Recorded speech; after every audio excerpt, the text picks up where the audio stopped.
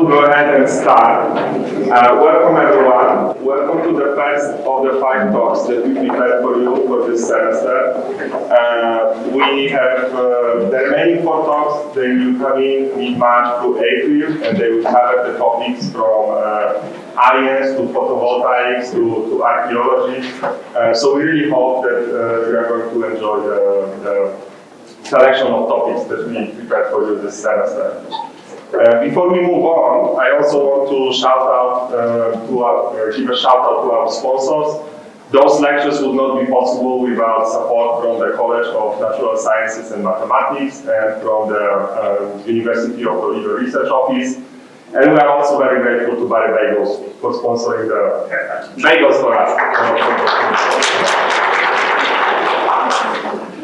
So moving on to the presentation, it is a great pleasure to introduce today's speaker, Dr. Anju Gupta. Dr. Gupta is a faculty here at the University of Toledo and our resident expert on everything related to heat transport. Her research focuses on advanced materials and coatings for thermal applications and all of the thermally driven processes. She published more than 35 publications in those areas. She won a number of grants from funding institutions and industrial sponsors for her research. And today she will share her research into the heat transfer mechanism known as pool boiling. So without further ado, the floor is yours. Thank you. Thank you for the invitation to talk. Are you able to hear me or I should wear a mic? Thank you. I always tell the engineering students have trained me well. If they don't want to pay attention in the back, they say, we can't hear you, Dr. Gupta. So I'm like, I can speak louder. So they have trained me over the years. I couldn't find a better way to conclude the National Engineers Week by talking about the science behind engineering. I started my career, I graduated with degrees in chemical engineering, and I started my career teaching chemistry in chemistry department. So I'm so glad I was always able to carry the weights of science and engineering on my shoulder. And when I was invited by chemistry department, it just felt like it's taking me back a decade ago when I still remember I walked into a classroom right after college, teaching general chemistry in a classroom this size. I was very nervous then, and I'm more nervous now. So if I'm shaking and trembling, please bear with me.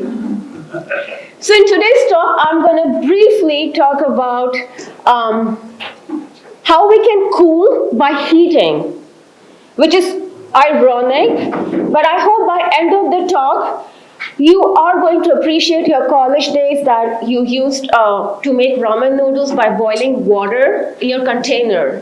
So whoever is a high school student or a college student, if you are planning to make ramen noodles tonight, and when you are boiling water, please remember what we talked about because everything comes down to boiling. So with this, I'll begin the talk by showing you this high-speed camera video.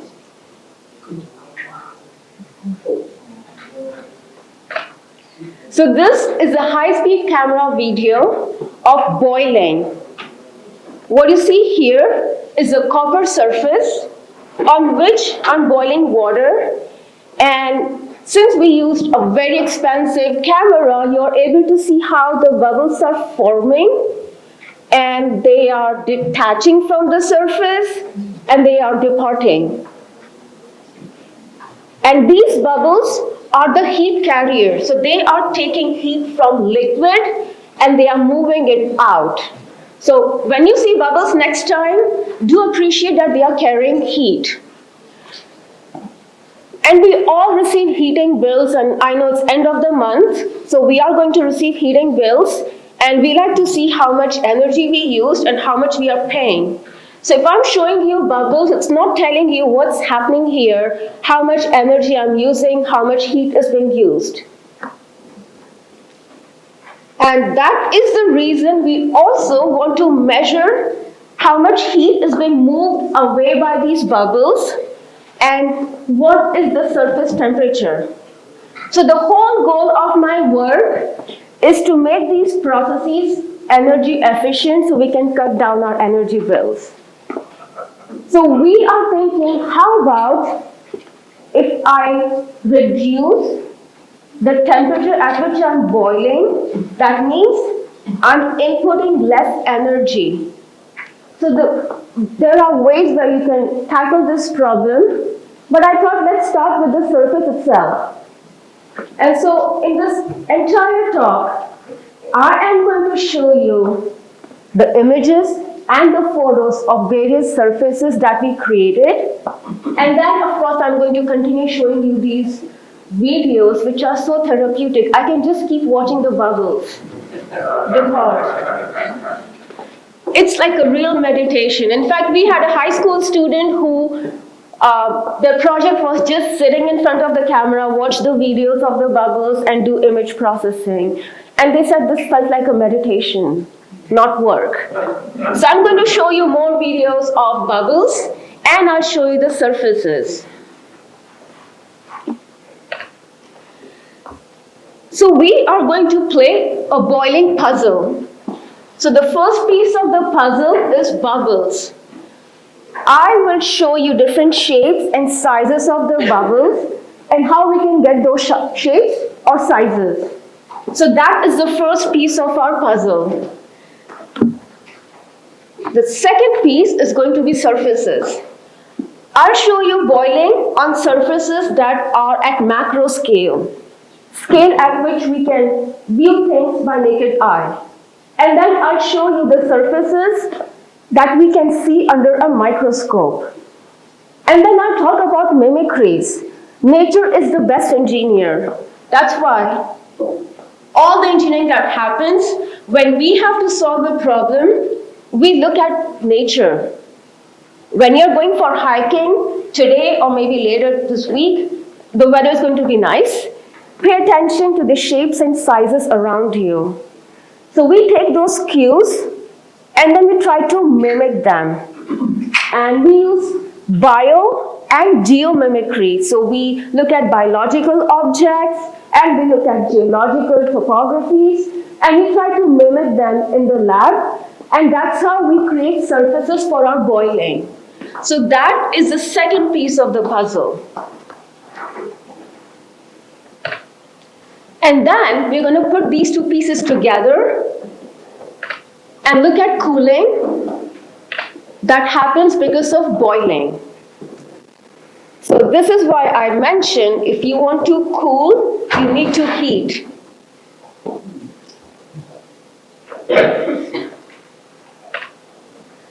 Previously, I showed you the boiling of water. And now I'm going to show you boiling of ethanol. So ethanol is an alcohol, C2H5OH. The alcohols that go in beverages is ethanol. But this is not the one that we got from the bar. We got it from Sigma Aldrich. And this is 99.9% pure ethanol. And I would ask you to please not compare the boiling video that I showed you for water versus this, because these two videos were captured in two different states. I moved here from New York, so I had a different camera. And this one, we just created some videos for ethanol. So I won't compare the shapes and sizes until I show you the next video. So the surface tension of water is 72 at 20 degrees Celsius, and that of ethanol is 25. You see a big difference. And these are measured at 20 degrees Celsius. Any guesses? Would that change the boiling? Shape or sizes? I do see some nods. And that's right. So liquid with higher surface tension results in smaller bubbles based on their surface tension. And this is the reason we use water for cooling applications, also because we would rather drink alcohol than waste it for boiling applications. But surface tension is the reason. The higher the surface tension, you're ending up with small bubbles. I'll show you in the next few slides why we want smaller bubbles. And the curvature and the surface tension together results in the size and shape of the bubble. And please bear with me, I want to reveal why we are interested in shape and size of the bubbles, because that will lead to energy saving. So I showed you the boiling of water, boiling of ethanol. What happens if I combine them? What if I mix water and ethanol and then I boil them? Do we see differences between boiling of ethanol and boiling of mixtures? So when you're boiling a mixture of water and ethanol, you will end up with a wide size distribution of bubbles. Because now each bubble will have some ethanol, some water with different surface tensions, and this results in a wide variety of boiling of bubbles. And you will see these type of videos when you are doing heat transfer analysis of distilleries. Right, when they are making ethanol, they are distilling alcohol. So you'll see a lot of these applications and videos in distilleries or the plants that are making ethanol. So what happens if you try to boil in space? So I showed you the videos of boiling water and boiling ethanol on Earth. And we saw some things like this where we had bubbles and it was boiling. What happens when you are doing the same exact experiment on space where you don't have gravity or you have microgravity? Instead of forming a lot of tiny bubbles, you form a big blob of bubble and that just sits on the surface. This photo is from NASA website because they didn't allow me to go to space to make this video or take the photo. But if you pay attention to what's happening on Earth and in space, it's the bubble, the ability of bubble that is on Earth able to move up. In space, there is no gravity. So convection doesn't happen, buoyancy doesn't happen because there's weightlessness of space. So this I'm going to revisit at the end because boiling in space is a very different problem with variety of applications related to space. So I'm just going to leave the space application or space boiling at the slide. We'll revisit at the end because I want to focus more on Earth because that's where we are living for now. And what happens if the water that you're boiling has impurities? It might have salt particles or it may have metal particles from your old eroding pipes. And when that happens, you will be expecting to see different shape and sizes of your boiling bubbles.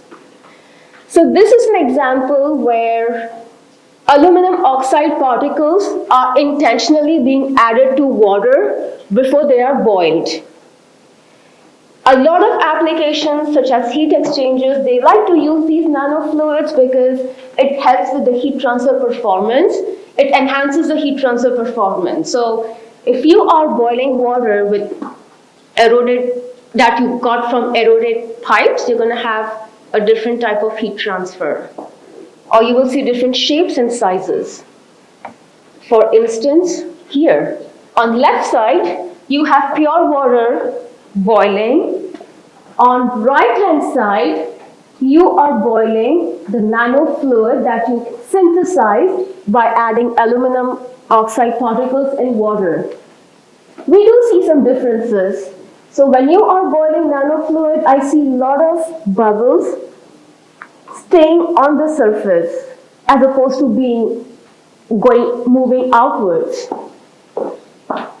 it's not a bad thing, because what we are observing here is that bubbles are still being created, so they will still carry heat away, but then the bubble frequency, the bubble departure frequency will be lowered. And this happens because now imagine you have water and you're adding particles. Particles are heavier, so they are going to sink. So when I start boiling nanofluid, what's going to happen? Those particles from copper pipes or aluminum oxide, they are going to start collecting on the surface. And now I'm boiling on that surface. It helps with heat transfer, so it's necessarily not a bad thing.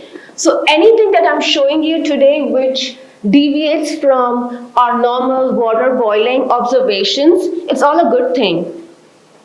In engineering, we always say there are results and there are good results.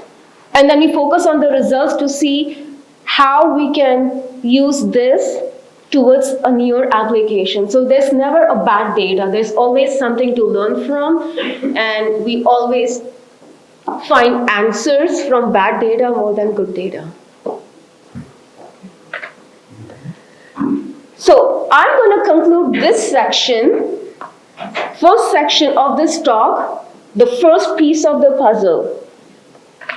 So we learned that we need temperature to boil. Without temperature, we can't boil. We also learned that we can change the shape and size of the bubbles by changing the surface tension of the liquid. So I can either swap out the liquid or I can make a mixture. We also learned that if you're trying to boil, if you're trying to make ramen noodles in space, it's going to be a very different process because there's no buoyancy, there's no gravity. And lastly, if you have impurities, unintentional or intentional solutes such as particles or salt or maybe polymer molecules or anything you can think of, that will also impact the shape and sizes of the bubbles. So this was the first piece of the puzzle. And now I'm going to show you the next piece of the puzzle, which is surface. So in this section, we'll look at different materials that are good for boiling. We'll look at different textures that are also good for boiling. And that will complete the second piece of the puzzle. So first we'll look at the macro scale, the scale that we can view from our naked eye. This might get a little loud, so my apologies in advance. Oh, good. Doesn't even have an audio, that's better. So this project was done by my high school student. And now she is in Case Western in her first year of engineering program. We did not have a very fancy 3D printer, so we got a printer which we found on Amazon for 150 bucks. And you find these printers in your public libraries, and you also have them in your high schools because I do see a lot of students in our audience. What we did was we bought a cheap printer and we got copper filaments. And these filaments are like these. You heat them up and they melt and then they are morphed into the shape. Now these filaments have copper particles, which is great, but they also have polymers. And polymers are bad conductor of heat. And this is the reason we have this insulation of polymer. And so we had to 3D print this and then throw this in the oven to burn off all the polymer.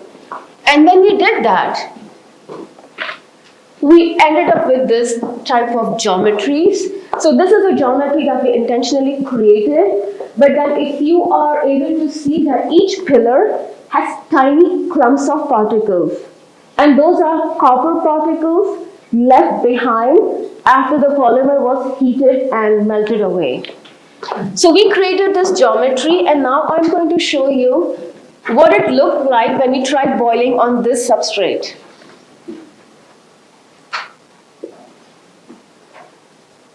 So if you see these bubbles are coming in between the pillars, and you might wonder why I'm doing this, why I wasn't satisfied with plain surfaces, because these can be used as a heat sink in your microelectronics devices or your data center. So we thought, why are we spending so much money when we can just do our Amazon engineering? And we were able to make these heat sinks, and then we did some boiling experiment, and if you were paying attention, this was actually just water boiling on copper, but then the shapes were different as the bubbles were coming out between these pillars. And there's a lot of interfacial phenomena that's happening here, but I'm not going to focus on that because I want to focus on comparing the surfaces, macro scale versus micro scale, and two-dimensional surfaces versus three-dimensional heat sinks. If you recall, I had these two monsters on my title slide. And these are, I'm going to show you in a few seconds what these really are. But I wanted to use this slide to emphasize the newer trends that industries are following, which is digital twinning through simulations. In many cases, running experiments is very challenging. If I have to study boiling in space, sitting on Earth, it's going to be challenging. So I can do that on computer, running simulations. And that is the trend. So if students are considering computer engineering, but you still love boiling, you still love chemical or mechanical engineering or civil engineering, you can still study those problems using computers. And so this is a reason I am focusing this slide on running computer simulations. If you see this image here on the right, these are my 3D printed copper pillars that I created on computer. On top of it is the temperature gradient or the temperature map that's showing what happens, where is the highest temperature when I heat this 3D printed copper. And these red faces are actually the bubbles all together. So I was able to recreate the experiment that we did in the lab on computers. And this is a newer trend in industry, and therefore I am teaching a course in digital twinning. We are going to look at the benefits and pitfalls with respect to renewable energy. That's why the name of the course is Digital Twinning for Greener Pastures. The green comes from renewable energy. This is a liberal arts seminar. Anyone is free to enroll in this course. We'll look at why we need digital twinning, what are the benefits, what are the pitfalls. Typically, industry digital twin a plant for risk analysis and safety analysis. It won't be worth it if I spend all my $1 billion money creating a plant that will explode in 2 days. So we create a virtual twin on our computer. We run all the experiments, varying temperature and pressure, and then we see what's going to happen. We pick the best design on computer, and we replicate it, and we fabricate it. So this is why I always emphasize on learning through computer while running experiments. So I talked about copper. I showed you the copper surface on which my water was boiling. I showed you 3D printed copper. Why am I emphasizing on copper? Comes from my heat transfer textbook that I'm using this semester. So if you pay attention to the y-axis, it's the thermal conductivity, and the x-axis is the temperature. And if you see copper is higher up there, that means copper has a very good thermal conductivity. So I know I'm going to get the best result, and I will slash my electricity bills and heat bills. And then I stumbled upon this table. And I noticed copper is no longer on top. There are newer materials that are so much better than copper. So there is graphene, there is diamond. How many of you can imagine using diamond in large-scale industries? So diamond is completely out of question for now, because now we have technologies by which we can grow diamonds in the lab. And if you drove from home to here this morning, and if you were listening to radio, there's a local jewelry store that keeps running their ad on lab-grown diamonds.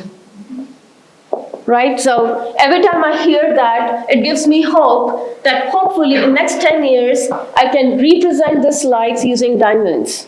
But we still have a long way to go. So we thought, let's think about graphene. We had friends who were making graphene.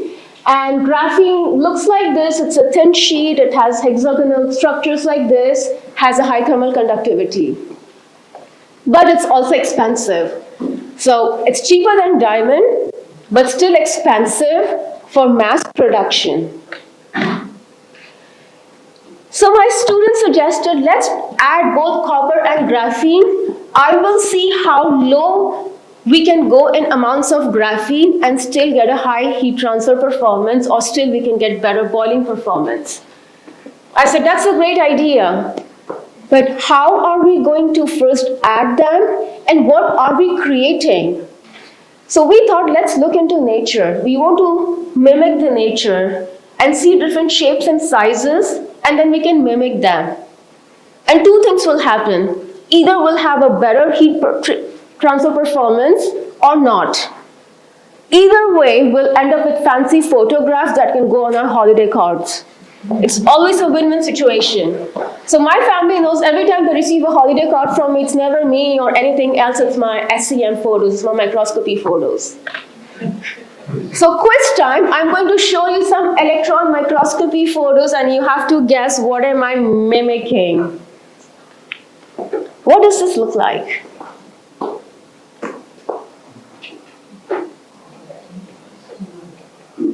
I sometimes hear cauliflower, but we were trying to go for this.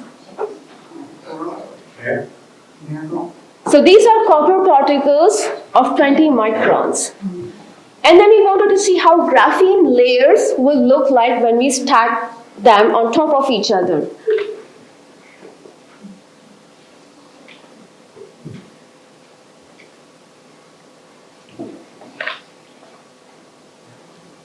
More or less, it looks like those ridges, mountains. When you are flying over Utah, you see one of these structures from the airplane.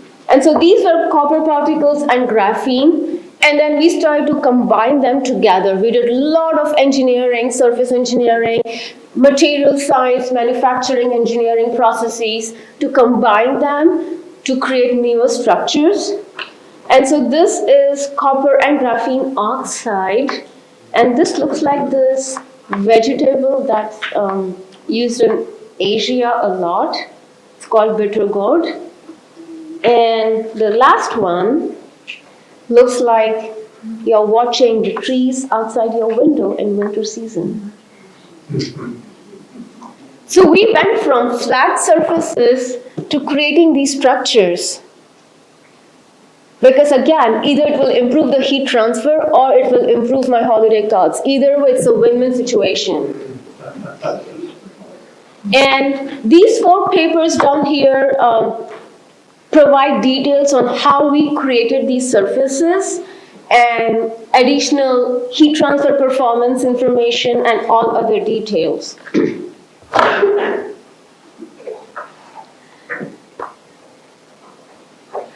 So the second thing that comes to my mind when I'm looking for surfaces for boiling is that surface should love water. It should be hydrophilic, it should be wettable. And If you remember middle school, every time there was a discussion coming up on hydrophilic, hydrophobic, I'm sure your science teachers showed you lotus leaves, water lilies. And here you have a leaf, and imagine now it's raining, but then the water collected on the leaf will ball up and slide off because the leaves are hydrophobic. And now you're going to ask me, you're contradicting yourself because I see a big leaf right here collecting water. So I want to give you a little biology lesson here. So the reason you see hydrophobic leaves, because if you look at it under microscope, they have little hair-like structures, which we call trichomes, and so the water sits on top of them. And so it's always balled up and slips away. But when the leaves are starting to age and degrade, that trichome structure is now disintegrating, and then leaves are becoming hydrophilic. We have seen this even with boiling. So we had our surface and we started boiling.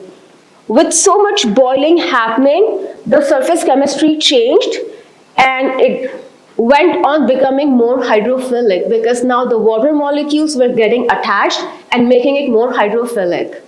And so it's very important that your surfaces are wettable. And we use contact angles to measure if the surface is wettable enough or not. So whenever we try creating these mimicries, once we have those, before we spend a lot of time boiling, we look at their contact angles. So if you have a very large contact angle like this, it's hydrophobic. It's not going to boil. We go for hydrophilic, where you have small contact angles. That means the liquid is going to spread on it and not ball up, and that will improve boiling performance. You remember this video from slide 1? And this was done on copper. The contact angle of copper is 100.2 that we measured in our lab. So you would say this boiling looks good even with its hydrophobicity, or not too much hydrophobicity but not too much wettability. So I'm not saying this is necessarily a bad substrate for boiling, but we can do better with so much technologies that we have. And so I'm trying to make a point here that if you have a surface that you prefer because it has good thermal conductivity, but you might say, I'm not very happy with the wettability, there are ways you can make it more wettable. So this is one of the recent publications that we were working on, where my student took the copper that we used and then he created structures under magnetic field. So he created nickel ink, and now you might wonder, why are you moving from nickel to copper? So if you have seen copper, it starts to turn black because of oxidation. And in semiconductor industry, they use nickel with copper to prevent or delay this oxidation.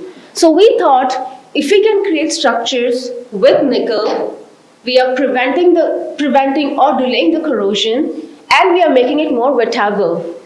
So what we did, we made nickel ink or nickel solution, and we dropped it on our surface. And who's going to go down there and make structure? So we used magnetic field. We put that solution under magnetic field, and we just kept moving the magnets in different orientation. And we ended up forming different structures, such as this. So I'm going to start from right to left. So this first case is where we just added the ink, let it sit. We didn't do anything. So the nickel particles are all scattered on the surface. It's still rough, we still are happy with this. In the second case, we just thought, let's just use one orientation of magnet, like this. And so you see that it's forming these straight lines. So we know they were all aligned in one direction. In third case, we thought, let's do one direction horizontal and one vertical. With that, we end up forming grid-like structures where nickel particles are now aligned in grid.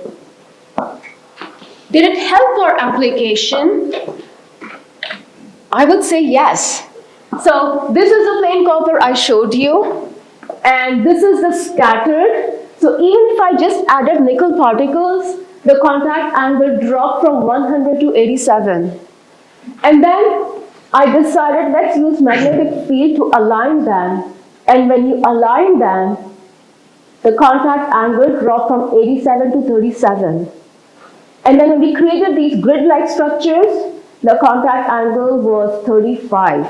So we used the same copper, we just did some magnetic alignment, and we were able to tune the wettability all the way from very hydrophobic to very hydrophilic. And if you love math, if you're interested in how it's happening mathematically, this is the contact angle, these are the surface tensions, and these are the mathematical equations. If you're interested, we have provided all the theoretical framework in this paper. But since this is a general talk, science, morning science, I'm going to focus more on videos and photos. I showed you a lotus leaf 2 slides ago, and I told you about the trichomes. So these are the trichomes in a very healthy leaf that leads to hydrophobicity. As the leaf is aging and these trichome structures are degrading to look like this, which is very similar to what we formed, it starts to become more hydrophilic. And so all this inspiration comes from nature.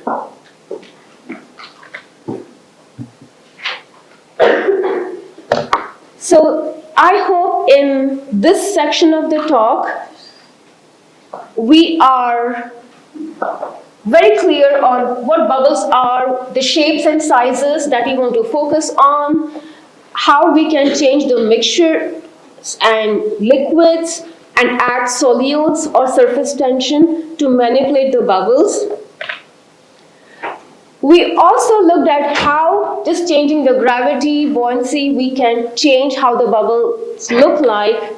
We talked about different materials that we can use. We want to make sure the materials we pick have good thermal conductivity and we can provide a dimension to them. So that improves the wettability. And also, wettability comes from those trichrome-like structures. So we want to focus on, are the structures forming? Are there enough pores to hold water together? And are they wettable? So now it's time to put these two puzzle pieces together to see how that is contributing in overall cooling or boiling, as I like to say.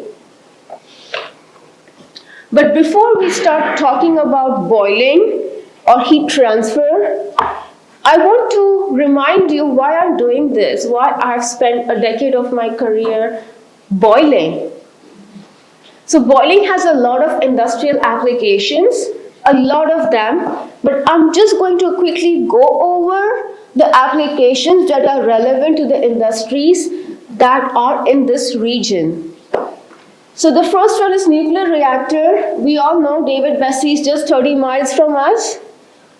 And nuclear reactors require a lot of cooling because the nuclear reactions happen, they release a lot of heat, and so we want to make sure we are dissipating all that heat. And so this is our David Bessie power plant, and this is me next to the neutron reactor in Oak Ridge National Lab.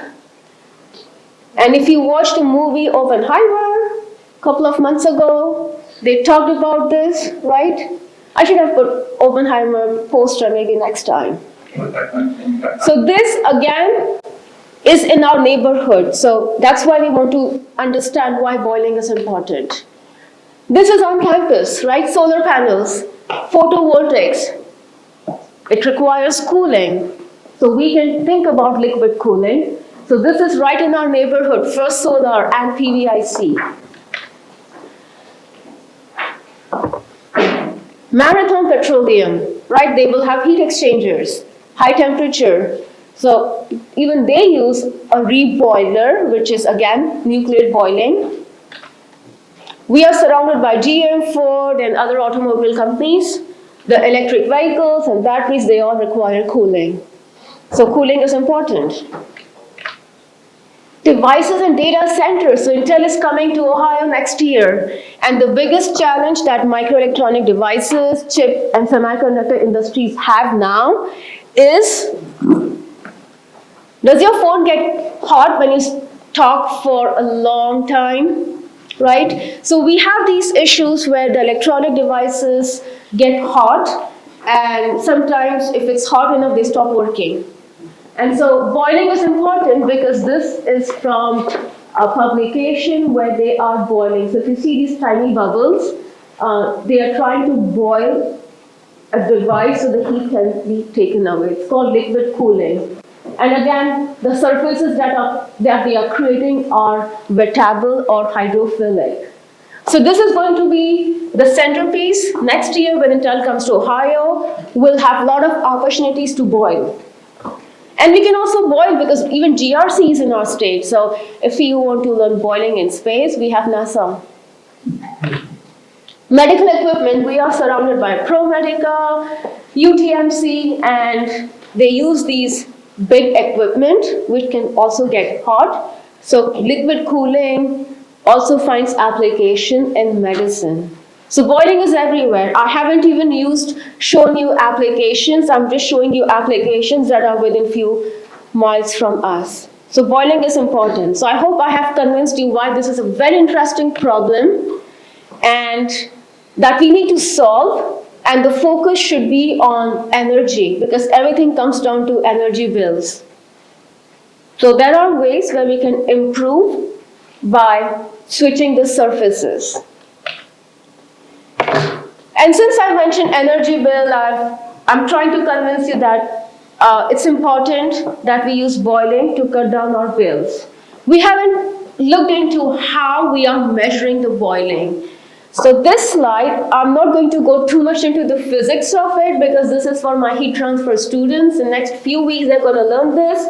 But I just thought I'll quickly show you that way you know why making measurements is important and not just look at the bubbles and come up with conclusions because that will be half science. We want to make observations, we also need numbers. Imagine your electric company sends you, your heat company sends you a bill with boiling photos, with bubbles. And they say it's $500 for this month and here are the bubbles. Does that tell you anything? So that's why we need numbers, right? We always talk about numbers. So y-axis is heat flux.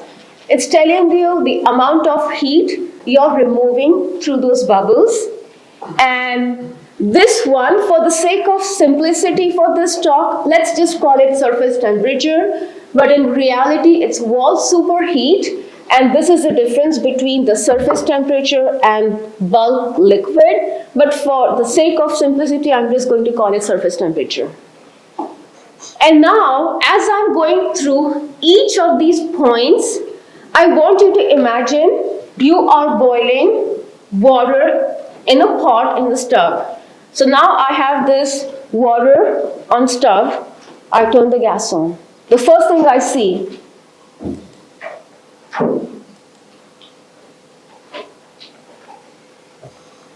is slight movement, and that's convection.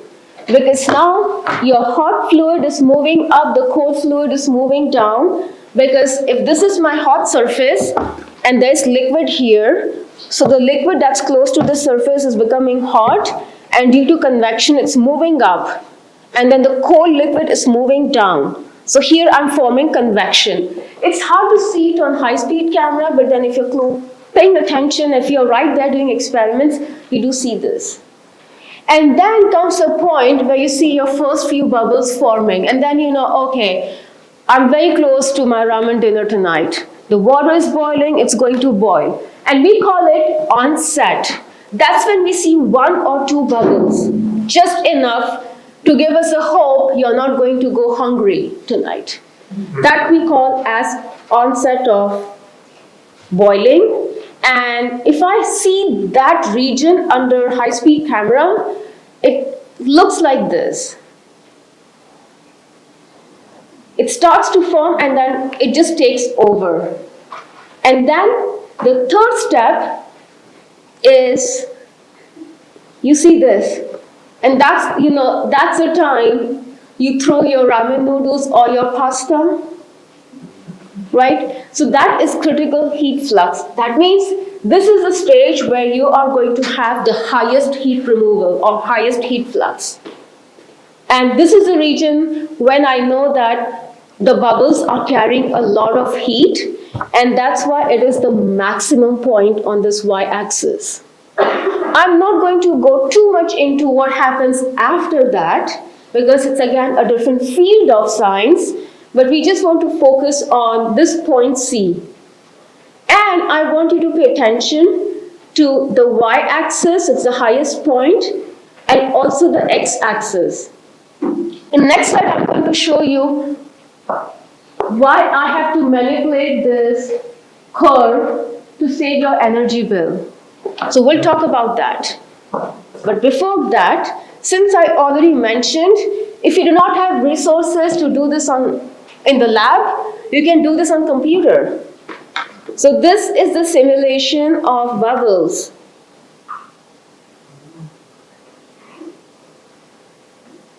It looks a bit different, but it's a good representation. And your computer simulation software will also spit out these values for you, how much heat flux, how much surface temperature. And computer simulations are a great tool to run experiments at stage 1, get information, and then actually run the experiment.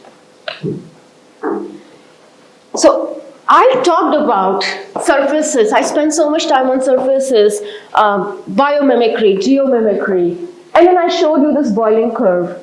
The y-axis was the heat, x-axis is the surface. You will be tempted to increase the heat flux by increasing the temperature. If you increase the temperature, you're increasing your bill.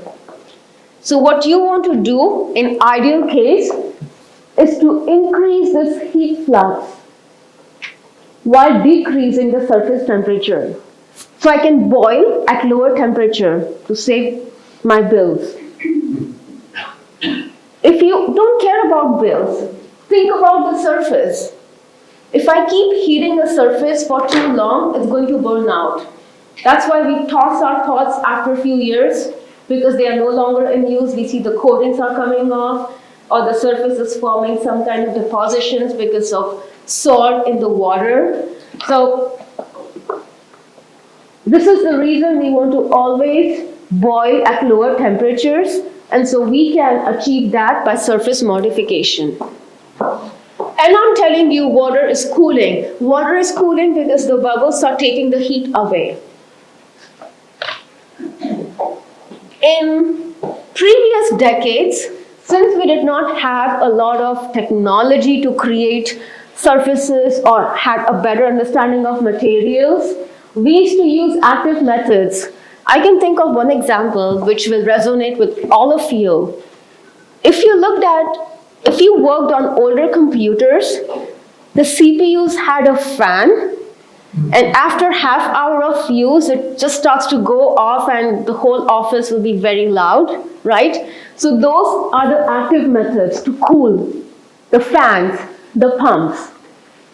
Those were okay for those decades, but then if you are going after active methods, then you need earplugs. And to fit those fans and pumps, you need bigger equipment. Can I put a fan in my cell phone? Right? So those things don't work because now the electronic devices are becoming smaller. So these active methods do not apply to the current technologies we have. That's when passive methods come. And the passive methods we have already looked at. We just have to change the surface. Make sure they are wettable, make sure they are wicking. All these properties are leading to the surfaces that have capability to hold water. So if you have flat surface as opposed to a surface that is rough, so the water can get stuck in those pores and between rough surfaces, and that way my surface will always have water that will turn into vapor and release heat. And so this is the reason we always want to surface engineer as opposed to working with flat surface. If you don't surface engineer, then you have to go back to adding a fan on your cell phone. So this is a schematic of what might be happening when we added this nickel, as I showed you 2 slides ago, on copper. So we think, again, there is a lot of investigation that's still happening in this field.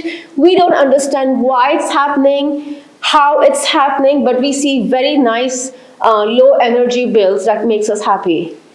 So this is a great field of science that can still use a lot of young minds in the room, and you can investigate why it's happening, how it's happening, come up with new ideas. In my opinion, surfaces is the answer. Maybe after 10 years you will say, no, surfaces was not the answer. But for now, we think it's a good passive method. And we think with adding nickel, I reduce the contact angle, that increased the hydrophilicity, and between these gaps here, the water is staying for long, and that water becomes bubble, and then the new water enters, and there's always going to be vapor bubble formation. That means it's always going to carry heat. So this is good for maybe 2024, but I'm hoping the young audience will come up with better technologies in a decade, and that will help us with our electricity and heating bills. So this slide is not just a slide, it's our wall of fame, and I'll show you why I call it a wall of fame. So these are the 4 images where we added copper and graphene. GLP is graphene nanoplatelets, they are just the tiny flakes of graphene. And we used a lot of techniques, because this is one material, this is another material. How do I bring them together? So the first one we did was BM, which is ball milling. It's a very violent technique where we added copper and graphene and we beat them together and mill. We threw steel balls and they were hitting copper particles, and that's how they integrated, and that's how they look like under microscope. Then we also sintered. Once they were brought together, we heated them up to make sure they stay together in boiling. So that was sintering. Then we did electrodeposition, like how you make batteries. You have positive electrode, negative electrode, and the copper was integrated on graphene. And then we did also salt templating, and we created all these structures. And in my field, it's always a competition. We measure up. So I created this surface that led to this much of heat flux. So what was your heat flux? At what temperature? There's always a competition happening. And we entered the competition. So this is plain copper, that triangle you see here. So the wall superheat, or the surface temperature, is about 24. Critical heat flux is about 125. So that's the gold standard. In industry, they are using copper tubings. So this is what they will be getting, 125 and 24 degrees. This is a literature. So every time you want to enter the competition, you want to know who you're competing against. And so these were the people who did a lot of surface engineering, and they formed wicking surfaces, they formed bridges, they formed microstructures, pillars, and they sometimes would have high heat flux, but they would also have high surface temperature. So they were all over the place. But our structures were all in this region, where we had high heat flux and at low temperatures. And this is our crowning glory. We are right here at the lowest surface temperature. So you can imagine I can still reach 300 heat flux by cutting down on your energy bills. So this is where we are with our record. And this was established in 2018, and I have not seen any low wall superheat than this. So we still take pride in this. And someone might just say, I don't think we can use this in Marathon Petroleum. Then I say, what about Intel Ohio? Right? These surfaces can go here. It's just going to require a tiny square. And we can still improve. And then we can still chat for 5 hours straight and still not heat up our devices. So, the lesson here is we can go after very expensive materials, but then the older materials do not perform as well. How about we bring best of both worlds? We combine both of them, we still get high heat flux and at low cost. So there are always solutions. And to get to these surfaces, where do we get our inspiration? From nature. So all of these ridges and the cauliflowers and flowers I showed you were all nature inspired. Nature is the best teacher, nature is the best engineer. So we learn from nature, we go out, we look at these cool surfaces, and then we look at our material science textbook and additive manufacturing textbook to see how we can combine all this knowledge to mimic these surfaces. Sometimes it happens that we were trying to go after flowers and we ended up getting mountains. It happens. But they always end up with a cool application at the end. I know I left you with boiling in space by showing you a large blob of bubble, and I said, I promise you I'll come back to that. So here I am keeping my promise. So this is what we learned from NASA website. I could not find a video that would work on PowerPoint slide. I had to go to YouTube, and I was fearful that if I play YouTube, it will first play the ad, and that will waste 20 seconds of our precious Saturday morning. So, but if you go to YouTube, you can actually watch videos by NASA where they have boiling in space. And we just showed you this plot where I say, hey, the bubbles carry a lot of heat away. These two are contradicted because if my bubble is not moving away, it's forming a big blob, staying on the surface. It's not a good news. Because larger bubbles sitting on the surface will heat up the surface. And if this happens in space, aliens are not going to be happy with us if they exist. So this will overheat the components. But as I mentioned, with every challenge, there is an opportunity. And that opportunity is, okay, we are generating this heat. Can I use it to keep things warm in space, right? So I can use this superheat. I can harness this for safe space systems to keep them cool. I can target cooling applications using this superheat, or I can use it as propellant. One of the applications that we worked on in collaboration with Ohio OAI, Ohio Aerospace Institute, was lunar lander. In Moon, you have 14 days and 14 nights. During 14 days, everything works well. When you have 14 nights, the temperature drops. And when the temperature drops, all your devices, all your components are going to shut down because of freezing. And so we can use this heat to keep them warm during lunar nights. And so this is one of the applications where we were designing how we come up with heat if we can't use boiling, and how we sustain that heat to keep things warm. So lunar landers is a great application, especially if you are following the news. We are still focused on Moon. So with this, I'm going to summarize. How am I doing on time? Oh, I'm sorry. That's why I tell my students, if I'm exceeding, just drag me out.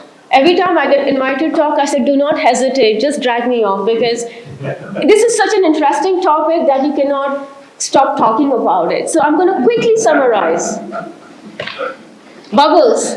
Next time, so tonight if you're making ramen noodles or pasta, when you're looking at bubbles, imagine the heat they are carrying away. They are the best heat carriers. And you can tune them. They work under ocean. Have you heard of hydrothermal venting? When the magma goes in, you have your tiny bubbles forming. It's not boiling, but it's boiling. So you can boil in space, you can boil on earth, you can boil in ocean, you can boil everywhere and anywhere. We looked at the nature, we looked at the surfaces that we can copy from nature to improve our cell phone usage, cut down our electricity bills. And we looked at heat flux, which tells us how much cooling, and we looked at surface temperature that tells us how efficient is our cooling. So with this, I want to first thank all the funding agencies that are on board with our crazy ideas. Can we mimic nature? How about we make cauliflowers from copper? They are on board, so I'm thankful to them.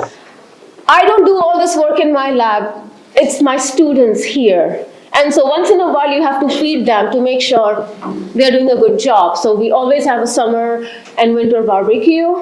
And with this, I am going to end this talk, and I'm open to answering any questions you may have. But before I let you go, I always like to bring this quote from Vignelli.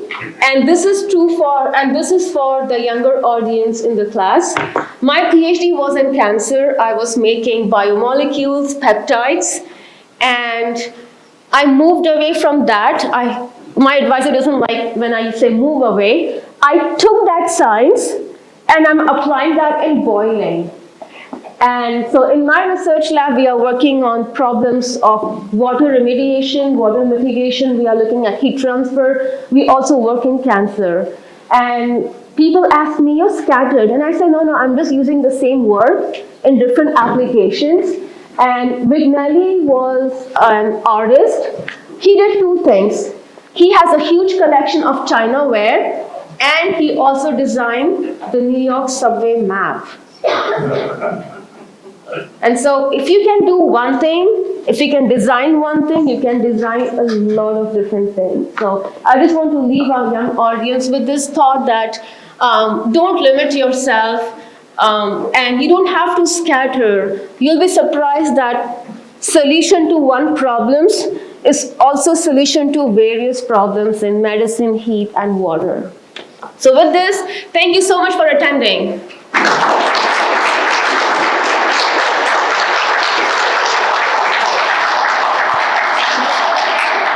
Okay, we have time perhaps for 2 questions. Are there questions from the audience? Yes. Here we are up in space, NASA. You mentioned nothing about pressure.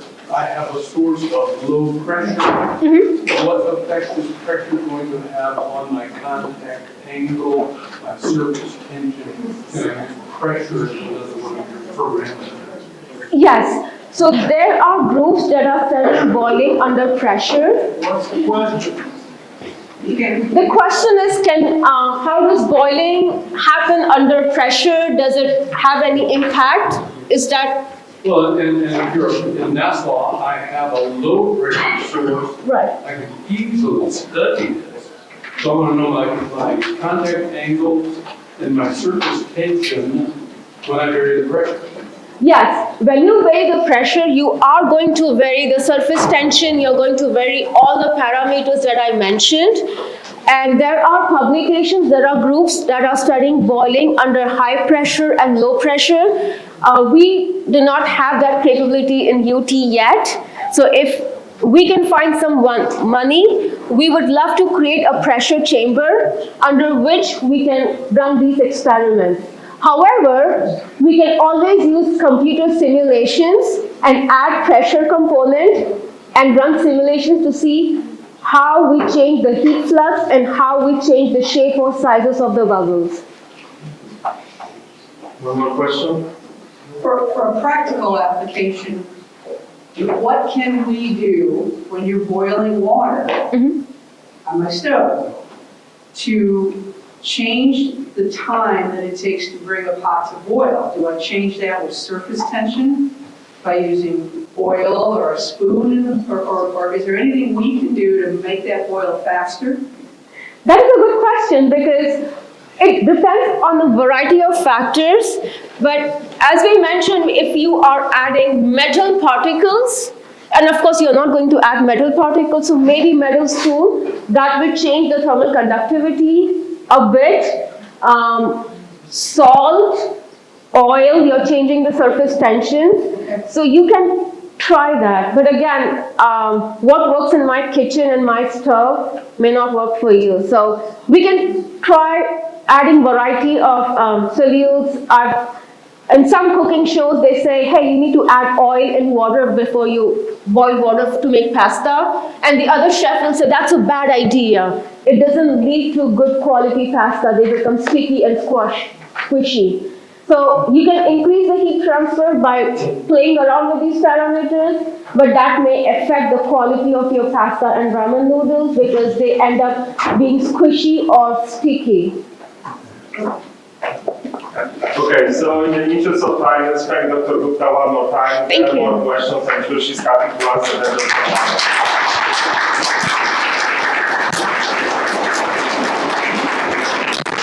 And for students from Jacob Labs and classes, the sign machines are up to you, okay? Yes. Have a pen, maybe? A pen? I really. Can I borrow? Because I brought sign machine. No, that's okay. I